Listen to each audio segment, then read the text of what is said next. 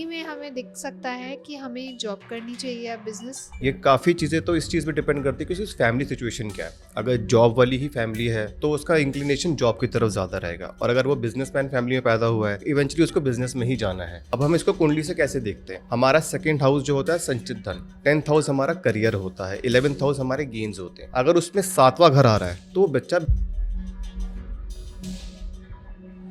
Office, shop, factory, इन सब में से सबसे ज़्यादा वास्तु का अगर कोई डायरेक्शन मैं सबसे इम्पोर्टेंट पूछूं तो वो क्या आप बताएंगे? मैम कमर्शियल स्पेस की बात होगी ना, तो कमर्शियल स्पेस में तो पैसा चाहिए हमारे को। तो पैसा तो सबसे इंपॉर्टेंट नॉर्थ हो गया, कुबेर का स्थान हो गया। तो हम इसको एक एक करके शुरू करते हैं। कुछ चीज़ें कॉमन होती है। बॉस तो हर जगह बैठेगा, चाहे शॉप में बैठेगा, शोरूम में बैठेगा, चाहे ऑफिस में, फैक्ट्री में बैठेगा। तो बॉस को साउथ में बैठना है या साउथ वेस्ट में बैठना है? ऐसा क्यों? अर्थ एलिमेंट है। जैसे हम अभी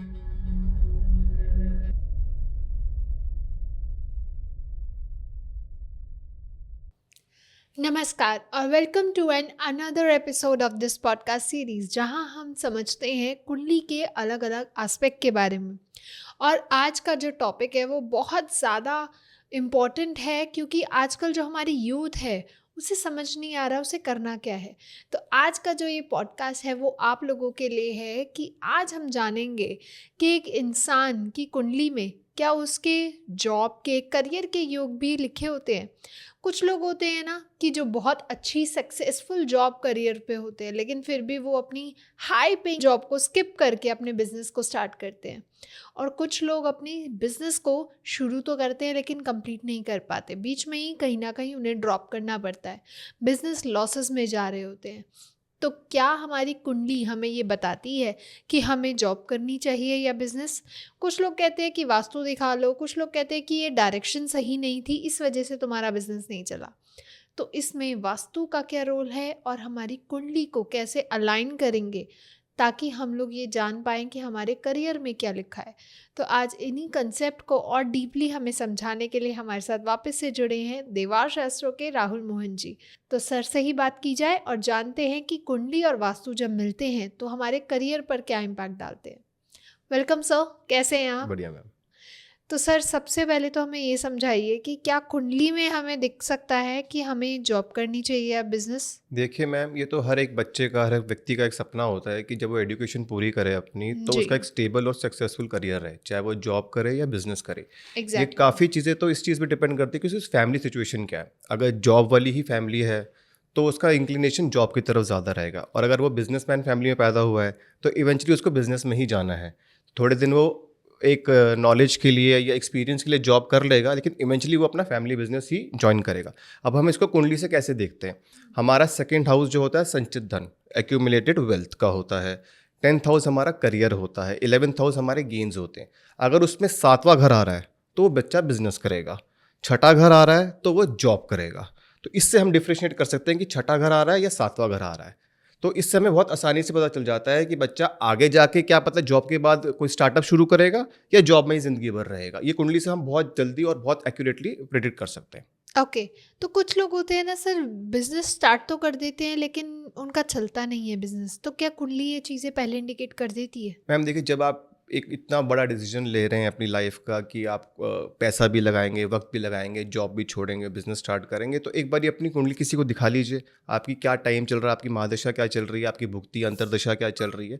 अगर उसमें बैड हाउसेज आ रहे हैं, हमारी नाड़ी एस्ट्रोलॉजी में हम हाउसेज के कॉम्बिनेशन से बताते हैं कि आपका करियर सक्सेसफुल रहेगा या आपको लॉसेस होंगे। ओके। अगर उसमें 5वां घर आ रहा है, 8वां घर आ रहा है, 12वां घर आ रहा है या छठा, तो आपको उस टाइम बिजनेस स्टार्ट नहीं करना चाहिए, थोड़ा रुक जाना चाहिए। अगर आप जॉब कर रहे हैं तो उसी में जॉब करते रहिए, ज़्यादा पंगे मत लीजिए, अपने आप को छेड़िए मत। ओके। और अगर बिजनेस के लिए आप सूटेबल हैं तो कौन से घर अफेक्टेड होते हैं? मैम अफेक्टेड होते हैं, अफेक्टेड होगा मैम 7th के साथ 5th हाउस आएगा या 7th के साथ 6th हाउस आएगा। मतलब जो भी घर का 12वां घर होगा तो वो उसका नुकसान करेगा। तो अच्छा। 7th का 12वां हुआ छठा घर, तो वो उसका नुकसान करेगा। और एक और कॉन्सेप्ट होता है 7th का 11th गेन जो होता है वो 5th हाउस होता है, और 7th हाउस हमारा पार्टनरशिप का भी है, हमारे कॉम्पिटिटर का भी है। तो उसमें क्या होगा, 5th हाउस अगर आएगा तो हमारे कॉम्पिटिटर को हमसे ज़्यादा फायदा होगा। अच्छा। लोग सर्च करेंगे, हम सब आएंगे लिस्ट में, लेकिन लोग फ़ोन उसको करेंगे, हमारे कॉम्पिटिटर को फ़ोन करेंगे, उसके पास फुटफॉल ज़्यादा होगी, हमारे पास ओके। कम होगी। तो हमको ये चेक कराना चाहिए कि कौन से हाउसेस हमारे नाड़ी कॉम्बिनेशन में आ रहे हैं कि हम बिजनेस स्टार्ट करें या ना करें। ओके।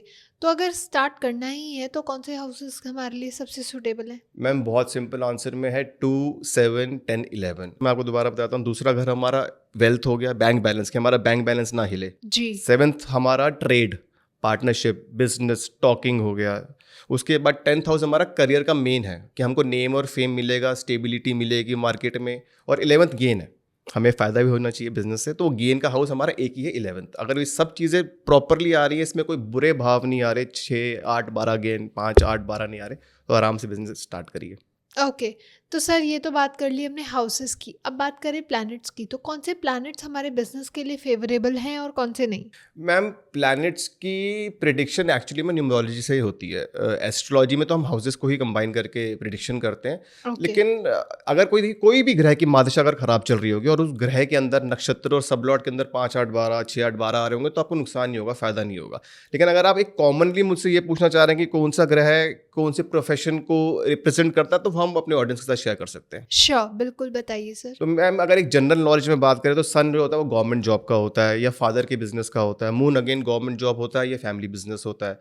मार्स हमारे यूनिफॉर्म को रिप्रेजेंट करता है, तो सिक्योरिटी एजेंसी से लेकर police, CRPF, navy, army, air force. उसके बाद बुध जो होता है हमारा कम्युनिकेशन का होता है, कंसल्टेंसी का होता है, सीए का होता है, प्रॉपर्टी डीलर्स का होता है, और काफ़ी चीज़ों का होता है जो कम्युनिकेशन से होता है या कंसल्टेंसी से होता है, जिसको हमें बेसिकली बात करके बेचना होता है। जुपिटर हमारा जो होता है गुरु हो गया, तो ये होता है पढ़ाई का, ट्यूशन सेंटर्स हो गए, स्कूल्स हो गए, इंस्टीट्यूट्स हो गए, टीचर का प्रोफेशन हो गया, ये सारा पढ़ाई का। पूजा के आइटम्स हो गई, हल्दी की चीज़ें हो गई, कुछ भी जो चीज़ें भगवान से जुड़ी हुई हों, आस्था से जुड़ी हुई हों, वो हमारे जुपिटर को रिप्रेजेंट करती है।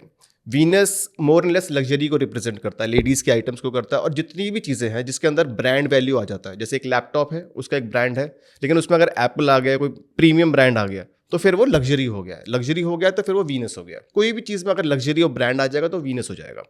शनि वेरी सिंपल, स्टील है, heavy factories, heavy transportation, hardware, oil, ये सब शनि में आता है। राहु इज अगेन आईटी और ब्रह्म, सेल्स, एंड केतु आपका मैम डॉग्स का जो सामान होता है, पेट का सामान होता है, फिशेस के जो फूड होते हैं, सर्जिकल जो ओल्ड एज का जो सर्जिकल स्टफ होता है, चोट जब लगती है हमारे को, उनका होता है, या न्यू बॉर्न के जो सामान होते हैं ना, बेबी हैम्पर्स और वो सब होते हैं, ये सब केतु रिप्रेजेंट करता है। ओके। तो ये लेकिन जनरली देखते हैं हम इसको, हम इससे प्रेडिक्शन नहीं कर सकते। अच्छा। ये जनरल नॉलेज के लिए कि कौन सा ग्रह किसको रिप्रेजेंट करता है।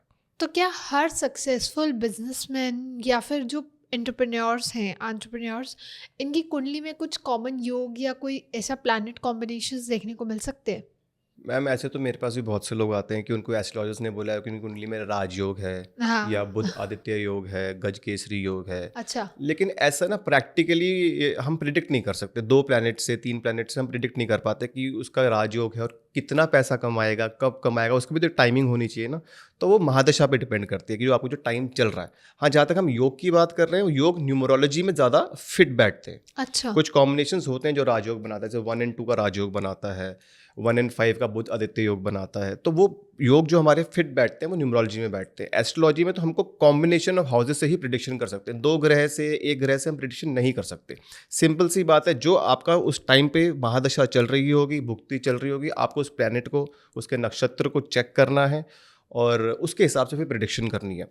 थोड़ी बहुत लेमन लैंग्वेज में हम ये बोल सकते हैं कि अगर बुध की महादशा चल रही है तो मल्टीपल बिजनेस हो सकता है, सक्सेसफुल रहेगा। जुपिटर की महादशा चल रही होगी या भुक्ति चल रही होगी तो उसका काम एक्सपैंड होगा, काम बड़ा होगा। जैसे कुछ बच्चे होते हैं जो अपने फादर के बिजनेस को ज्वाइन करते हैं और फिर एकदम से एक्सपैंड करना शुरू करते हैं, जी।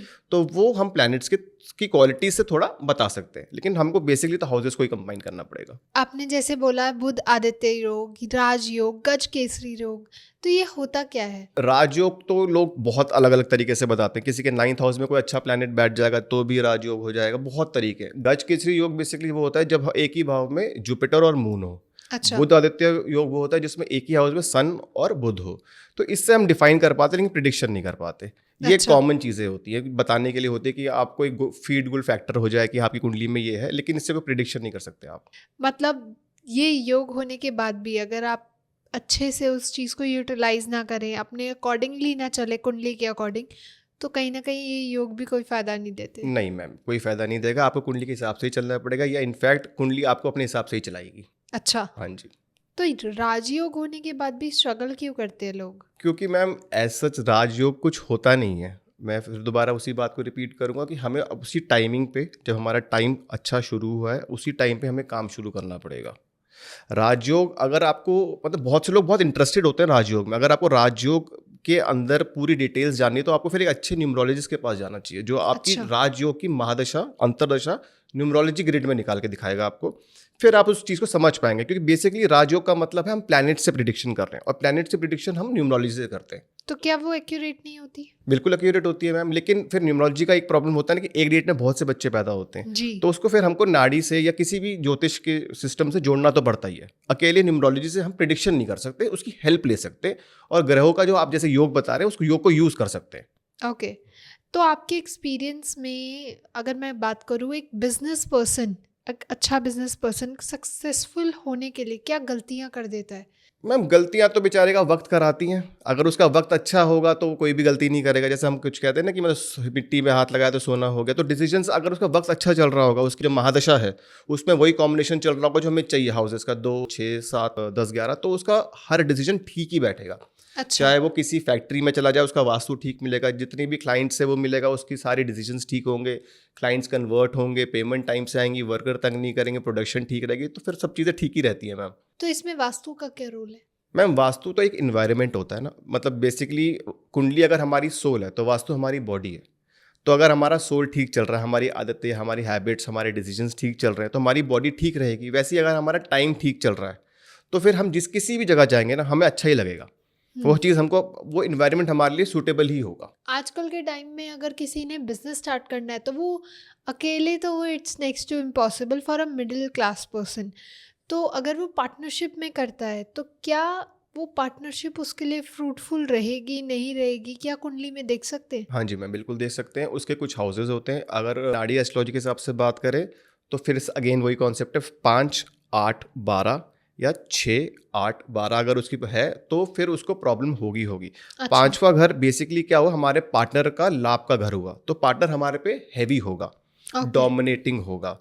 और मैम ये ना बेसिकली सिचुएशन पे भी मतलब डिपेंड करता है कि आप अपने पार्टनर को कितना अच्छे तरीके से जानते हैं। कुछ लोग नए लोगों से कनेक्ट करने की कोशिश करते हैं कि उनको इन्वेस्टमेंट मिल रहा है, या बहुत कम टाइम से लोग उसको जानते हैं, तो फिर जो प्रॉब्लम ज़्यादा होती है। अगर आप किसी को पहले से जानते हैं, उसके नेचर को जानते हैं, उसकी टेंडेंसी को जानते हैं, तो काम करना आसान हो जाता है। उसके साथ अगर हम न्यूमरोलॉजी में उसके कॉम्बिनेशंस लगाए, जैसे मेरे पास फॉर एग्जांपल मेल नंबर्स ज़्यादा है, आपके पास फीमेल्स नंबर ज़्यादा है, तो आप लीड नहीं कर पाओगे, आप बैक एंड में काम करोगे। मैं लीड करूँगा, मैं क्लाइंट्स लेकर आऊँगा, मैं प्रोडक्शन देखूंगा, I will be the face of the company.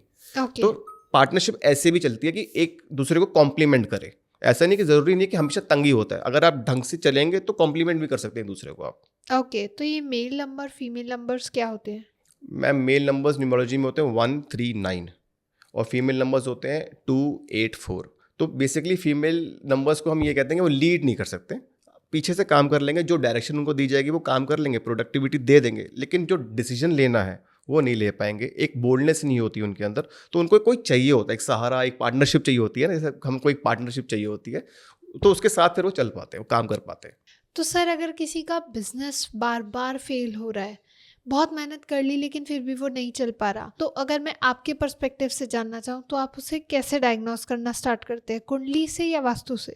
Ma'am कुंडली अगेन हमारा सोल है। जब हम पैदा हुए थे तो जो पिछले जन्म में जो हमने कर्म करे, हम उसके अकॉर्डिंग ही हम पैदा हुए हैं, उसी फैमिली में पैदा हुए हैं, हमको वही एटमॉस्फेयर मिला है। तो कुंडली तो हमारी सोल है, हमको उसको पहले चेक करना ही पड़े। इन एनी गिवन सिचुएशन हमें पहले कुंडली ही चेक करनी पड़ती है ठीक कि है। उसका टाइम कैसे चल रहा है। नेचुरली अगर आपका अच्छा टाइम चल रहा होगा तो आपके सारे डिसीजंस, आपको सारे लोग, एटमॉस्फेयर, इन्वायरमेंट सब ठीक ही मिलेगा। अच्छा। लेबर तंग नहीं करेगी, क्लाइंट्स तंग नहीं करेंगे, पेमेंट टाइम से आएगी। और अगर आपका टाइम खराब चल रहा होगा तो आपको कुछ भी चीज़ें ठीक नहीं मिलेंगी। तो कुंडली से हम स्टार्ट करते हैं।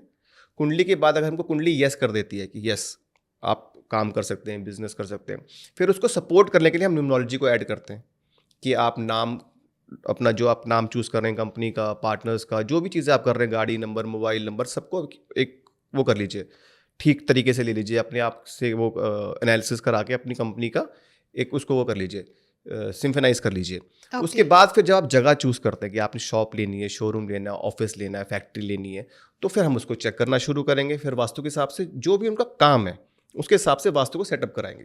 हैवी मशीनरी होगी तो उसका अलग वास्तु होगा, डिस्प्ले का काम होगा, शोरूम होगा तो उसका अलग वास्तु होगा, शॉप छोटी होती है नॉर्मली तो उसका अलग वास्तु होगा, ऑफिस में नॉर्मली सीटिंग बहुत पास पास होती है उसका अलग ऑफिस होगा।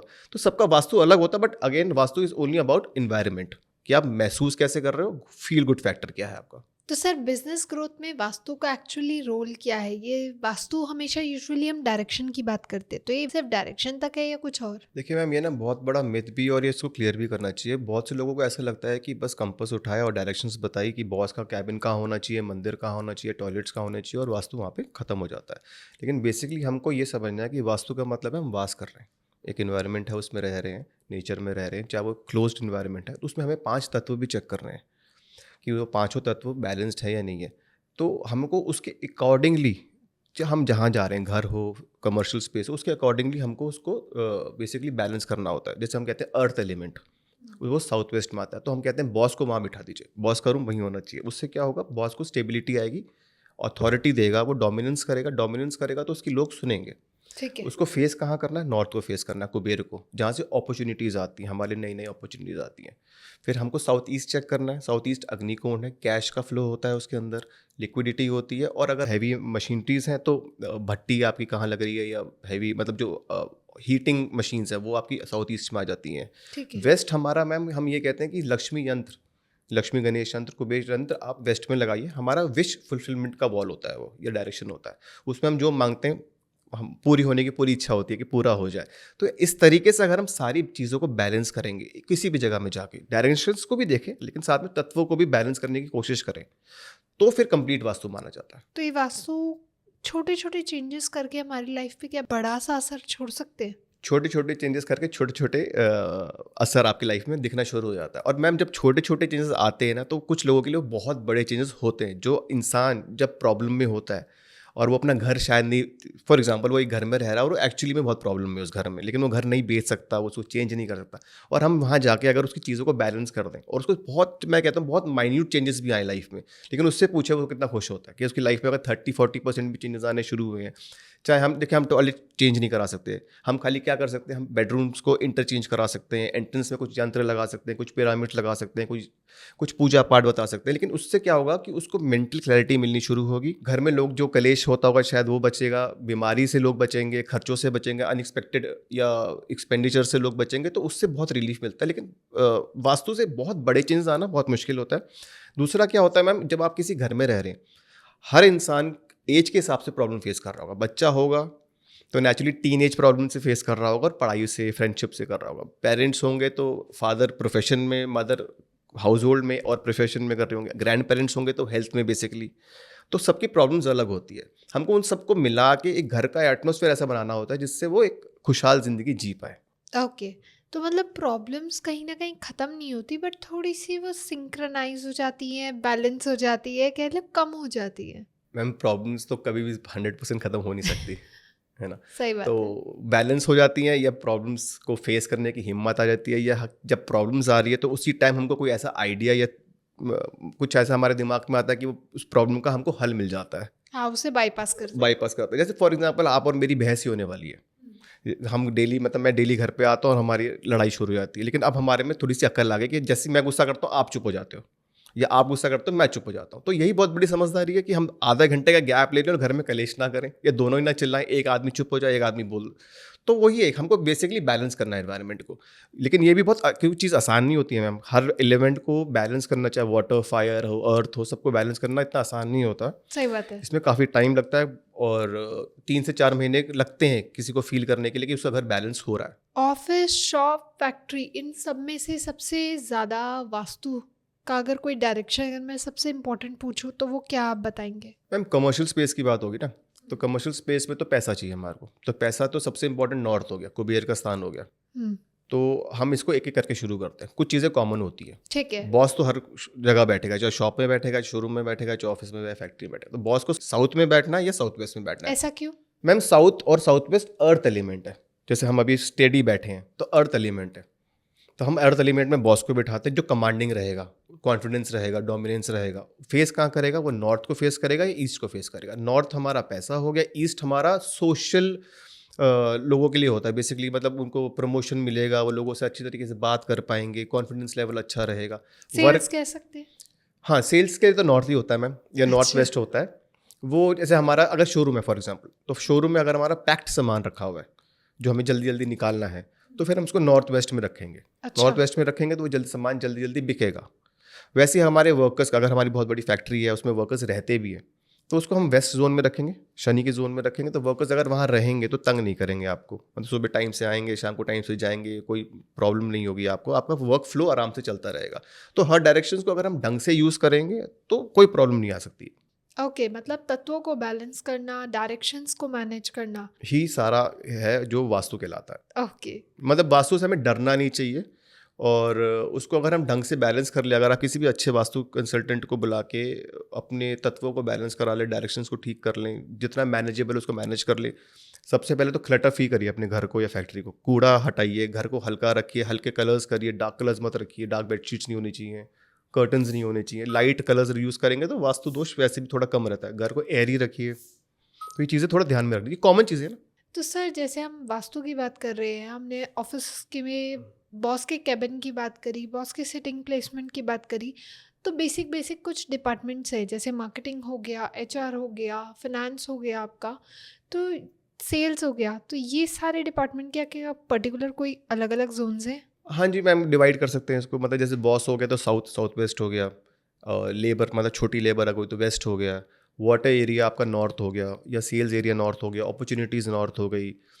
नॉर्थ वेस्ट भी हम अपॉर्चुनिटीज़ को बोल सकते हैं। वेस्ट हमारा स्टेबिलिटी का जोन अगेन आता है, थोड़ा सा एरी होता है लेकिन थोड़ा स्टेबिलिटी का जोन आता है, तो उसमें हम अपनी फाइल्स को, जो हमारे जैसे हमारी क्लाइंट से कोई बात चल रही लेकिन वो कंप्लीट नहीं हो पा रही, हम बहुत दिनों से उनको पिच कर रहे हैं, तो वो फाइल्स को पूरा अपनी फाइल्स को इकट्ठा करिए, जो जो आपके अभी तक कंप्लीट नहीं हुई है, पिचेस कंप्लीट नहीं, उसको वेस्ट में रखिए तो वो होनी शुरू हो जाएगी। अच्छा। हाँ जी। अगर आजकल तो वैसे लॉकर्स होते ही नहीं है, आजकल सब ऑनलाइन है, लेकिन क्या पता आपका कुछ ऑनलाइन फाइल्स हैं जो बैंक डॉक्यूमेंट्स हैं, उसको आप साउथ ईस्ट में रखिए तो आपकी फ्लो लिक्विडिटी ठीक रहेगी। अच्छा। अगर आपको नेम एंड फेम चाहिए तो साउथ में रहिए। तो ऐसे हम चीज़ों को डिवाइड कर सकते हैं। ओके।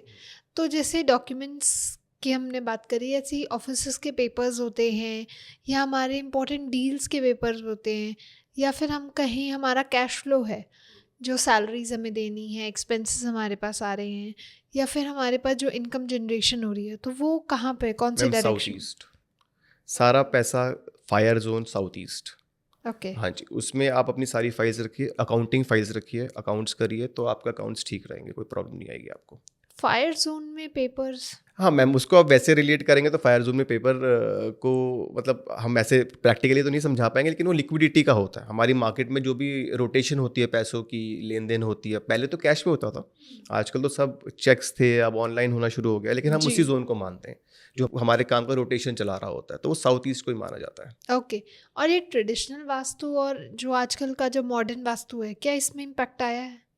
मैम मॉडर्न वास्तु को तो हम लोगों को ही एज ए वास्तु कंसल्टेंट ही मोल्ड करना पड़ा है, बिकॉज अब चीज़ें इतनी ज़्यादा चेंज हो रही है, आईटी आ गया, कंप्यूटर्स आ गए हैं, work from work from homes home आए हो हैं। गया है, स्टार्टअप्स हो, अब स्टार्टअप्स भी आप ये देख लीजिए, आज की वैल्यूएशन हमें ये नहीं पता एक्चुअली में एक स्टार्टअप अपनी वैल्यूएशन कैसे लगा लेता है। कोई कहता है 5,000 करोड़ की वैल्यूएशन है, कोई कहता है 10,000 करोड़ की वैल्यूएशन, में देखा ही नहीं है। पहले लोग कैश में बात करते थे, ये देखो 100 करोड़ रखे हैं, 1 करोड़ रखा है, हम 1 करोड़ नहीं देख पाते थे। आज लोग 5-5 हज़ार करोड़ की बात खाली वैल्यूएशन में कर रहे हैं। तो इसके हिसाब से हमें वास्तु भी चेंज करना पड़ेगा थोड़ा, और हमें अपना कुंडली के हिसाब से भी देखना पड़ेगा कि उसको कैसे चेक करें बेसिकली। तो मॉडर्न वास्तु को हमने बेसिकली उसी से निकाला है, ट्रेडिशनल वास्तु से ही निकाला है, उसके इनपुट्स निकाले हैं कि उसको कैसे हम सब डिविजन कर पाएँ उसकी, या उसको एक्सपैंड कैसे कर पाएँ आज के हिसाब से। जैसे मैम आप ये देखिए ना, ट्रेडिशनली अगर हम वास्तु की बात करें, ट्रेडिशनली तो हमारे घर में पहले शौच होते ही नहीं थे, टॉयलेट्स होते ही नहीं थे, जी। हम लोग तो बाहर ही जाते थे फ्रेश होने के लिए।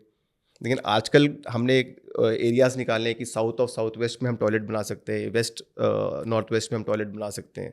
तो ये हमने ही बेसिकली डिस्पोजल एरियाज निकाल के उसको बनाना शुरू किया है, नहीं तो पहले तो होता ही नहीं था ये सब चीज़ें। तो सर, क्या गलत वास्तु होने की वजह से पैसा आता है पर टिकता नहीं, ऐसी सिचुएशन बन जाती है? इसको मैम हम हर चीज़ में कंबाइन कर लेते हैं। पहले तो कुंडली ही होगा, नुकसान के घर चल रहे होंगे अगर दशा में, अगर नुकसान के घर वही मतलब 5, 8, 12, 8 बेसिकली क्या होता है, हमारे लॉसेस, हमारी बदनामी होती है, 12 भी हमारा लॉसेस होता है, 5वां होता है हमारे कॉम्पिटिटर का फ़ायदा होना नेचुरली, जब हमको लॉस होगा तो किसी ना किसी का तो फ़ायदा होना ही होना है। जी। कुंडली से स्टार्ट करेंगे, फिर न्यूमरोलॉजी में जाएंगे, न्यूमरोलॉजी हमको और क्लैरिटी देगी कि उसके अंदर और कौन सी दशा या भुक्ति या अंतर चल रहा है, फिर हम वास्तु में आ जाएंगे। नेचुरली जब हमारी ये दोनों चीज़ें खराब चल रही होंगी तो वास्तु तो ठीक हो ही नहीं सकता, हम ऑटोमेटिकली कहीं गलत बैठे होंगे। हमने अपने नॉर्थ के जोन में कुछ फायर एक्टिवेट कर रखा होगा, मतलब फॉर एग्जाम्पल किचन बन गई होगी गलती से नॉर्थ में या ईस्ट में, या फायर जोन में टॉयलेट्स बन गए होंगे, या बॉस ही क्या पता एरी जोन में बैठा हो, हवाबाजी में बॉस बात करता हो। जैसे बहुत से लोग आपने देखा होगा इतनी बड़ी बड़ी बातें करते हैं कि इम्प्लीमेंट नहीं कर पाते। बातें तो इतनी बड़ी बड़ी करेंगे कि हम ये कर देंगे, वो शाम तक सब फुस हो जाती है। तो वो उसके फिर बैठने की सिचुएशन पे होता है, इन्वायरमेंट पे डिपेंड करता है कि वो कहाँ बैठ रहा है, कैसे अपने लोगों को मैनेज कर रहा है, काम कर भी रहा है या खाली हवाबाजी में ही चल रहा है। ओके। ऑफिस जा भी रहा है, इम्प्लीमेंट कर रहा है चीज़ों को, सोचता तो बहुत है लेकिन डिसीजंस तो ले नहीं पा रहा वो। तो वो फिर वास्तु पे डिपेंड करता है कि उसके पोजीशंस क्या है। ओके, तो अगर कुंडली स्ट्रांग है लेकिन वास्तु वीक है तो भी क्या हमारा काम बन सकता है? मैम कुंडली तो बॉस है। अच्छा। अगर कुंडली ठीक है तो वास्तु आपका कुछ ज़्यादा बिगाड़ नहीं पाएगा। फॉर एग्जांपल अगर आपकी गाड़ी अच्छी है तो रोड कितनी भी ख़राब मिले आपको, आप 2-3 घंटे लेट अपनी डेस्टिनेशन पे पहुंचोगे, थोड़े परेशान पहुंचोगे लेकिन पहुंच तो जाओगे ही। तो बेसिक सिंपल है कि अगर कुंडली अच्छी रहेगी तो देखिए मैम, कुंडली वास्तु क्या है हमारा, वही है अगेन नेचर हो गया। अगर हम कहीं जा रहे हैं, रास्ते में बारिश हो गई, आंधी आ गया, तो हम थोड़ा स्टॉप लेंगे, रुक जाएंगे, तो हमें पहुंचने में भी टाइम लगेगा और शायद हम थोड़ा गीले पहुंचे, हमारे कपड़े खराब हो, लेकिन पहुंच जाएंगे। अगर हमारा कुंडली ठीक है और कुंडली ने लिखा हुआ है कि आपकी लाइफ में इतने पैसे आने हैं, आप इतने अमीर बनोगे, इतने कामयाब बनोगे, तो आप बनोगे। थोड़ा वक्त लग सकता है लेकिन बनोगे। ओके। वास्तु ये चीज़ डिसाइड नहीं कर सकती कि आपकी डेस्टिनी क्या है। वास्तु आपके काम करने के इन्वायरमेंट को अच्छा या बुरा कर सकती है। ओके। फॉर एग्जाम्पल जैसे अभी हम ही बैठे हैं पॉडकास्ट में, भगवान ना करे यहाँ पे लाइट चली जाए, तो अभी क्या होगा, हमें पसीना आना शुरू हो जाएगा, है ना, माइक नहीं चलेगा, आप लोग टॉर्च दिखाओगे अपने मोबाइल से, तो फिर एटमोसफियर खराब हो गया तो वास्तु खराब हो गया। तो बस वही इन्वायरमेंट खराब होता है वास्तु से, अच्छा। काम नहीं रुकता, ओके, काम चलता रहता है। काम चलता रहता है। तो सर जैसे अभी हमने बात करी थी ऑनलाइन बिजनेसेस, स्टार्टअप्स, हम कहें फ्रीलांसिंग जॉब्स या फिर हम वर्क फ्रॉम होम की बात करें, तो क्या इन पे भी वास्तु इम्पोर्टेंट होता है? मैम बिल्कुल होता है ना, मतलब आप चाहे क्लाउड में सॉफ्टवेयर बना रहे हो, चाहे इंटरनेट में सॉफ्टवेयर बना रहे हो, कोडिंग कर रहे हो, आईटी के हो, आपका जो दिमाग है, आपका जो फिजिकल शरीर है, वो तो कहीं बैठ के किसी स्पेस पे ही काम कर रहा है ना। जी। चाहे आप घर से काम कर रहे हो, चाहे बेड से काम कर रहे हो, चाहे आप छोटा सा ऑफिस ले रखा है। बहुत से लोग तो अपने घर के स्टोर रूम में काम कर रहे होते हैं, या एक कैबिन सा बनाया होता है बेसिकली, जिसमें एक डेस्क लगाया होता है, लैपटॉप खोल के बैठे होते हैं। जी। और वो मुझसे ये पूछते हैं कि सर हमारा तो सारा काम यूएस बेस्ड है या कोडिंग का है, लैपटॉप खोलते हैं काम शुरू हो जाता है। तो मैं कहता हूँ पूरे दिन जब घर में घूमते हो, किसी एटमॉस्फेयर में घूमते हो, जो आइडियाज़ आते हैं दिमाग में उसको इम्प्लीमेंट कर पाते हो, कोडिंग कर पाते हो ढंग से, सॉफ्टवेयर्स की जो भी आपकी आज की डेट में अपडेट चल रहे हैं उसके साथ दुनिया के साथ चल पा रहे हो, इन्वेंट कर पा रहे हो चीज़ों को, तो वो कैसे करोगे? वो तो वास्तु से ही होगा। बिल्कुल। क्योंकि आपकी फिजिकल बॉडी तो उसी इन्वायरमेंट में, नेचर में रह रही है। तो वो इतना इंपॉर्टेंट होता है कि आपको कहीं से भी काम कर रहे हो, चाहे छोटा काम है बड़ा काम है, वास्तु इफेक्ट करेगा। अच्छा। ये है कि 100% नहीं करेगा लेकिन करेगा, कि आप परेशानी में हो या आराम से काम कर रहे हो। तो नेचुरली जब आप वर्क फ्रॉम होम भी कर रहे हो तो एक अच्छी जगह पे बैठिए, अपने घर का साउथ वेस्ट पकड़ लीजिए, घर के बीच में खड़े होइए, कंपास खोलिए, अपने घर के देखिए डायरेक्शन में साउथ वेस्ट कहाँ रहा है, वहाँ डेस्क लगाइए, फेस करिए नॉर्थ को और बैठ जाइए। बस ओके। साफ सुथरा रखिए और बैठ जाइए और काम करिए, कोई प्रॉब्लम नहीं आएगी। तो सर अंत में मैं आपसे यही जानना चाहूँगी कि एक नया बिजनेस अगर किसी ने स्टार्ट करना है तो उसको वास्तु प्लस कुंडली के पर्सपेक्टिव से कहाँ से स्टार्ट करना चाहिए, क्या आप चेकलिस्ट बताएंगे? मैम देखिए, फिर अगेन सोल तो कुंडली है, कुंडली से चेक होगा। जब आप पैदा हुए थे, अगेन मैं बहुत जल्दी या बहुत सरल भाषा में उसको समझाने की कोशिश करता हूँ, जब आप पैदा हुए थे पर आपके जो आपके कर्म थे, तो जो ग्रहों की स्थिति थी ऊपर, आपकी कुंडली बन गई है, उस हिसाब से आप उस परिवार में पैदा हुए। अगर अच्छे घर में पैदा हुए हो, आपकी मतलब होता है ना लॉटरी तो निकल ही गई। अगर आप एक अच्छे बिजनेसमैन की फैमिली में पैदा हुए तो अच्छे स्कूल में जाओगे, अच्छा इन्वायरमेंट मिलेगा, अच्छी गाड़ी में जाओगे, ड्राइवर में जाओगे, अच्छे कॉलेजेस जाओगे। उसके बाद आपको फादर की इन्वेस्टमेंट मिलेगी, स्टार्टअप जो करोगे, या फादर का अगर बिजनेस भी स्टार्ट करोगे तो 35-40 साल तो आपके निकल ही गए फादर के गाइडेंस में। उसके बाद अगर आपकी महादशा कुंडली की अच्छी चल रही होगी, टाइम अच्छा चल रहा होगा, तो आप अपनी आधी ज़िंदगी भी अच्छी निकाल लोगे। तो सारा खेल तो मैम कुंडली का ही है। अच्छी किस्मत लेकर आए हो तो ज़िंदगी बढ़िया निकलेगी। और उसके बाद फिर सब चीज़ें अपने आप बैठती रहती हैं मैम। न्यूमरोलॉजी भी ठीक बैठेगी, वास्तु भी ठीक बैठेगा। मैम आप ये देखिए ना, एक कुंडली अगर अच्छी है तो मल्टीपल बिजनेस चलाती है। मल्टीपल बिजनेस, फॉर एग्जांपल मेरी 10 फैक्ट्री है, अब 10 की 10 फैक्ट्री तो परफेक्ट वास्तु नहीं हो सकता जी। कहीं पे कुछ ना कुछ गलत होगा। उस 10 फैक्ट्री में पता नहीं कितने हज़ारों वर्कर्स काम कर रहे होंगे, कोई ना कोई तो शैतान होगा, है ना? मतलब कोई क्लाइंट्स भी मेरे ऐसे हो सकते हैं जो सोचते होंगे बैक ऑफ द माइंड कि इसकी पेमेंट खा लेते हैं, लेट कर देते हैं, तंग करते हैं, कॉम्पिटिटर्स होते हैं गेम खेलने के लिए, लेकिन फिर भी मार्केट में आदमी चल रहा है इतने सालों से, क्योंकि कुंडली है, किस्मत है, सब कुछ लिखा हुआ होता है मैम, 80 से 90% सब लिखा हुआ है, कर्म करना है। लेकिन वो कर्म की समझ भी हमको कुंडली ही देती है कि हमारे अच्छे डिसीजंस कब आ रहे हैं और हमारे बुरे डिसीजंस कब आ रहे हैं। बिल्कुल। इसमें एक चीज़ मैं आपसे और पूछना चाहूँगी कि sorry to interrupt but contradictory है कि काफ़ी ऐसे लोग होते हैं जो रिच जगह पे, जैसे अभी आपने कहा अच्छी जगह पे, अच्छे घर में पैदा होते हैं, लेकिन फिर भी उनका फैमिली बिजनेस डूब जाता है। मैम वो अपनी किस्मत लेकर आए, जब तक उनके फोर फादर्स थे जी। उन्होंने तो अच्छी ज़िंदगी जी है ना? जो उनके फोर फादर्स का बिजनेस इतने टाइम से चल रहा है, 4-5 जनरेशन जिनका बिजनेस चल रहा है, वो ठीक चल रहा था।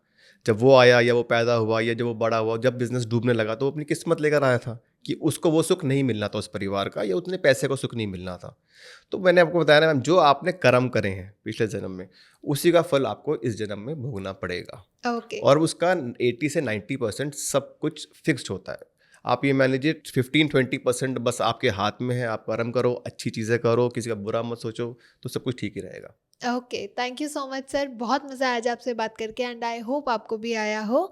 एंड अगर आप लोगों को भी मज़ा आया है तो लाइक कमेंट शेयर करना ना भूलें, चैनल को ज़रूर सब्सक्राइब करें ताकि ऐसे ही और इन्फॉर्मेटिव वीडियोस हम आप लोगों के लिए भी टाइम टू टाइम लेके आ पाएँ।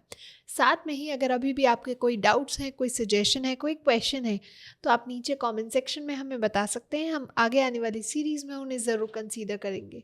तब तक के लिए stay happy, stay safe. Thank you sir.